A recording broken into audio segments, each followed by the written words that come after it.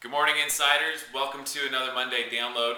What I want to do today is pull an excerpt from one of our training modules. And the reason I want to do that is because as you go through your short sale transactions and time elapses from the last time that you listened to one of our conference calls or watched one of the DVDs, there's going to be pieces that, just honestly, that you forget and that are really important to kind of understanding concept around short sale. And what we're going to talk about today, it's based on Module 1, which is the expert maker, and there's a lot of information in here. If you've only watched it once, you might want to throw it in every once in a while. This is where we talk about the ins and outs of a short sale, all of the, how it affects your seller and concepts to your seller. One of the things that we talk about in there is the bank and what the bank's perspective is in a short sale transaction. And there's a little section that I like to call the man behind the curtain. And the man behind the curtain is really helping to define who ultimately is controlling a short sale situation. It's not the bank.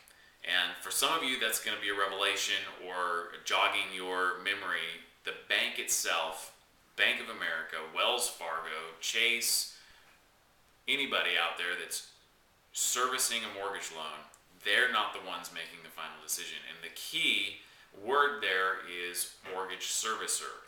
They are servicing a mortgage loan, meaning that they are collecting money, they're sending out statements or other paperwork. They take phone calls from clients. They are servicing the note. However, they don't own the note. And of course, that's a general statement. There are some notes that are owned by Bank of America and Wells Fargo and different lending institutions. However, the majority of the time, who you're talking to in a short sale or who's working and servicing the short sale is not the owner of the note. There is an investor behind all that is controlling and pulling the strings and deciding what is or is not going to happen. So let's talk a little bit about that investor. Who is the investor? And common confusion in short sale world, when I say the word investor, is somebody immediately thinks of an investor who's buying a house. So a real estate investor, and that is not what I'm talking about at all. I'm talking about an investment institution, whether that's a hedge fund or a small group of individuals who own mortgages, or it's Fannie Mae. They're an investor that owns the note. So the easiest example would be to use Fannie Mae or Freddie Mac. They are investors that hold massive amounts of mortgage notes. Fannie Mae owns billions of dollars of mortgages. Well, Fannie Mae, as an example, has specific guidelines as to what they will and they won't accept in a short sale, whether it's a percentage of the value of the property or how much money is going to a second mortgage or how all the things need to set on a HUD to be approved. They have specific guidelines. This is part of the reason why some short sales are declined when they should be approved, or they're being countered in certain ways when, again, they should just be approved and closed. It's because the investor has created guidelines for the majority of their short sales that in most situations are of the most benefit to them as the investor. Now, if you think about it, Fannie Mae has hundreds of thousands of mortgage notes out there, and they're all over the place. I mean, you've got multiple servicing institutions that are servicing all these different notes. The problem that Fannie Mae has is that they honestly can't trust the banks to know what's in their best interest as an investor to approve or decline in a short sale. So they've created guidelines. They've created a box for these banks and servicing institutions to follow when they're doing a short sale. So the problem is, and recently we had a situation where there was an offer that the bank should have jumped at and closed, but it didn't fit in the box. So this situation was an offer that was $20,000 over BPO value. So this was a very strong offer. The bank should just jump at that, right? Because it's above what they feel the value of the property is. Well, they didn't decline the offer by any means. What they declined was the dollar amount that the second mortgage wanted to see. The second mortgage wanted $10,000, and the first mortgage servicer said, no, we are only going to give them $3,000. Why in the world would the bank care if there's an extra $7,000 going to a second mortgage when they're going to get over 10 more than they would expect at a full market value offer? Well, The reason is the investor. The investor has said second mortgages will not get more than $3,000 in any case or situation, period, end of story.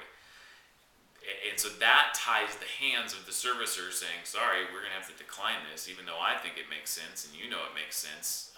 The investors said no. And it has to do with volume, and it really has to do with even the box itself is different at different servicers. Some servicers like Wells Fargo, for example, might have a bigger latitude of what they can and cannot approve. You know, if it falls within these parameters at all, then Wells Fargo, go ahead and approve it. We're going to give your management the ability to go above 3,000 and maybe up to 5 or 7, for example. But then, and as another example, you've got a company like National Advantage Mortgage, which most of you probably never heard of. And, there's a couple of guys in a closet that own service a bunch of mortgage notes, and that's exaggeration. Obviously, I don't think they're in a closet, but it's not Wells Fargo. And Fannie Mae may say to them, hey, you know what, when a short sale comes through, we don't know that you haven't processed enough of those for us, so we want to see every single short sale and approve it individually. And we're not going to give you any latitude. Or they might say, here's your guidelines, but you have a $3,000 maximum, and we're not going to give you any latitude to go above that because we don't feel like you have the ability to do so. And I'm just using these as examples. So that will help you. Just understanding that one concept will help you understand why what makes sense to you and I is for a bank to take may not be able to be approved because it's outside of the box. It's important for us as the negotiators on your short sale to help the servicing institution, because a lot of times they package it up and send it over to the investor for final review and approval, to help them package it properly and sell it to the investors to why it's beneficial. And we do that, but again, certain investors just have their box. They've got so many short sales they can't have a person physically approve it or not, so it has to fit in the box or it's not going to get approved. I call it, one of the wild cards in the whole thing is PMI, private mortgage insurance. Even though an investor may say, sure, we'll approve that, that's great, good to go, get it done. If there's private mortgage insurance on the loan, they're the ones that are going to take a loss of down to 80% of the loan value. They're going to want to review it too, and they're going to have their own box. They may look at it and say, fine, Wells Fargo, we're going to give you this box to approve it or not approve it. But a lot of times they're going to just review the file, and even though the investor may have said thumbs up, private mortgage insurance can shut it right down and say, you know what, we're not going to approve this much going to a second, or we're not going to approve this purchase price because it doesn't fit within the guidelines of what we've set. So be aware of that, and especially help your buyer's agents understand if there's a counteroffer coming back as to why, if there's been such positive feedback to them for all these months that the bank's been processing this loan, and the positive feedback we've been getting from the bank itself, why are we getting a counteroffer? I thought this thing was a slam dunk. Being able to explain this one little item is going to help your rapport with those buyers and their agents, so that they know, oh, okay, I get it now. I understand why the bank would counter on this. It's not because they think that it's a bad offer as it is, it's because the investor does. And then ultimately, if it still makes sense for the buyer, then great. If it doesn't make sense for the buyer, then unfortunately, then the list agent's going to have to find another buyer if that buyer's not going to close.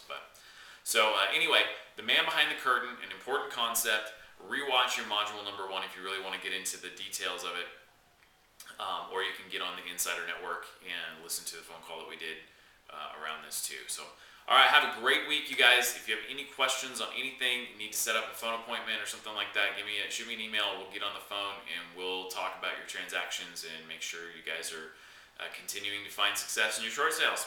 Thanks, and we'll talk to you soon. Bye.